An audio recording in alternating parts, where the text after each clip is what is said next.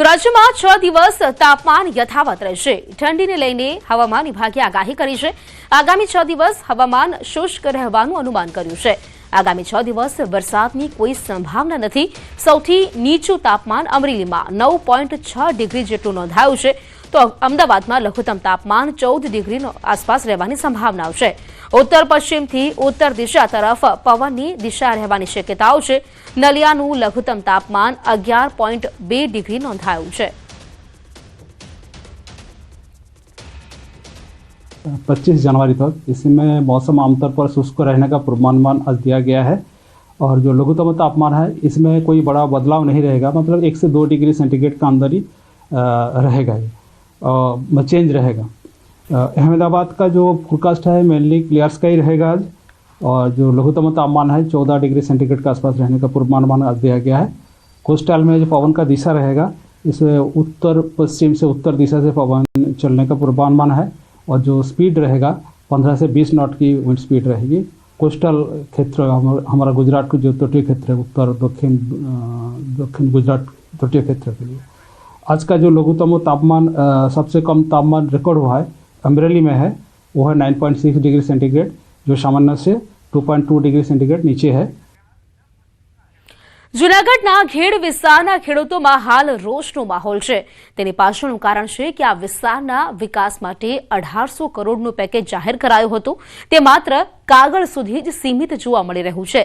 घेड़ના નીચાણવાળા વિસ્તારોમાં ચોમાસા દરમિયાન દર વર્ષે પાણી ભરાવાની, ખારાશની અને જમીન ધોવાણની સ્થાયી સમસ્યા ઉકેલવા માટે સરકાર દ્વારા પેકેજની જાહેરાત કરવામાં આવી હતી, પરંતુ જાહેરાત બાદ પ્રક્રિયા આગળ વધી જ નથી। ખેડૂતોનું કહેવું છે કે અમુક ગામોમાં તો આજ દિન સુધી માપણી કે સર્વેનો પ્રારંભ પણ થયો નથી। ખેડૂતોની માંગ છે કે માત્ર યોજનાઓની જાહેરાત પૂરતી નથી, તંત્રને તરત જ સ્થળીય સ્તરે કામગીરી માટે કડક સૂચના આપવામાં આવી છે।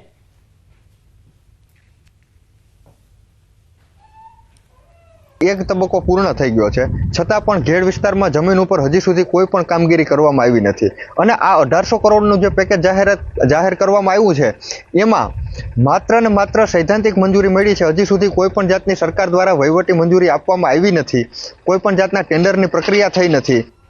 જે એક મોટું બજેટ ફાળવ્યું છે એ બજેટની અંદર અંદાજે 300 કરોડ રૂપિયા છે, તો એમાં તંત્ર હજી સુધી મારા ગામની અંદર એક પણ સર્વે કરવા નથી આવ્યા। નદીઓ ઊંડી પોળી કરવાના વાતો કરે છે। તંત્રને મેં ઘણી વખત ખુદે પણ ફોન કરેલા છે, તો એ કહે છે કે બસ થોડા દિવસમાં આવીએ છે। થોડા દિવસ 3 વર્ષથી હજી એના પૂરા નથી થયા। સરકારના જે માનનીય કેન્દ્રીય મંત્રી છે એના દ્વારા કહેવામાં આવ્યું હતું કે અમે ઘેડ છે એની નદીઓ છે એને ઊંડી ઉતારશું, પોળી કરશું, અને જે આ નદીઓના પ્રવાહ બદલે છે એને કારણે ખેડૂતોને નુકસાની જાય છે એની અંદર સુધાર લઈ આવશું, અને એના અનુસંધાને સરકાર દ્વારા 1500 કરોડનું પેકેજ છે એ બહાર પાડવામાં આવ્યું હતું, પરંતુ એ પેકેજ છે માત્ર કાગળો ઉપર હોય એવું લાગે છે। અલગ અલગ જગ્યાએ સ્ટ્રેચીસ વાઇઝ જેટલું પણ એક્સેસિબલ હતું એ પ્રમાણે કેશોદ અને માંગરોળ તાલુકાના જેમ કે સિપરાડી નદી છે, પછી ઓજત નદી છે, વેગલી નદી છે, એ બધી નદીમાં જેટલું એક્સેસિબલ હતું, જેટલું ચોમાસા પહેલા શક્ય હતું એટલું બધું કામ ત્યાં કરવામાં આવેલું છે ડીપનિંગનું। લાહોલ ખીણના ઊંચાઈવાળા વિસ્તારોમાં બરફ વર્ષા થઈ રહી છે, જો કે નીચલા પ્રદેશો હજુ પણ રાહ જોઈ રહ્યા છે। શ્રીંકુલા પાસ સહિત ઊંચાઈવાળા વિસ્તારોમાં દરરોજ હિમવર્ષા થઈ રહી છે, છતાં ખીણના નીચલા પ્રદેશોમાં હજુ સુધી બરફ જોવા નથી મળ્યો। નીચલા પ્રદેશોમાં લોકો હજુ પણ આકાશ તરફ જોઈ રહ્યા છે।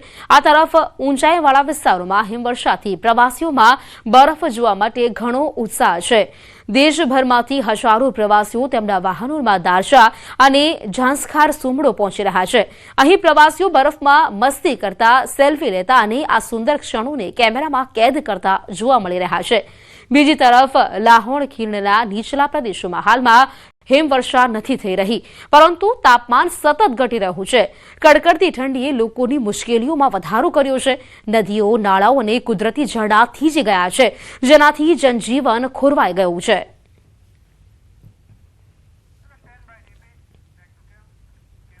જમ્મુ અને કાશ્મીર પ્રવાસન વિભાગે સોનમર્ગમાં વિવિધ જિલ્લાઓના વિદ્યાર્થીઓ માટે સ્નો સ્કી કોર્સનું આયોજન કર્યું છે. યુવાનોમાં શિયાળુ રમતો અને કૌશલ્ય વિકાસને પ્રોત્સાહન આપવાના ઉદ્દેશ્યથી આયોજન કરવામાં આવ્યું છે. આ કાર્યક્રમમાં વ્યવસાયિક માર્ગદર્શન હેઠળ સ્નો સ્કીઇંગમાં તાલીમ આપવામાં આવી. આ તાલીમથી સહભાગીઓને સાહસિક રમતોમાં વ્યવહારુ અનુભવ મળ્યો હતો. વિદ્યાર્થીઓએ આ પહેલ માટે પ્રશંસા વ્યક્ત કરતા જણાવ્યું હતું કે આવા અભ્યાસક્રમો તેમને ફક્ત નવી કુશળતા શીખવામાં જ મદદ નથી કરતા, પરંતુ પ્રવાસન ક્ષેત્રમાં રોજગાર અને આજીવિકાની તકો પણ ઊભી કરે છે.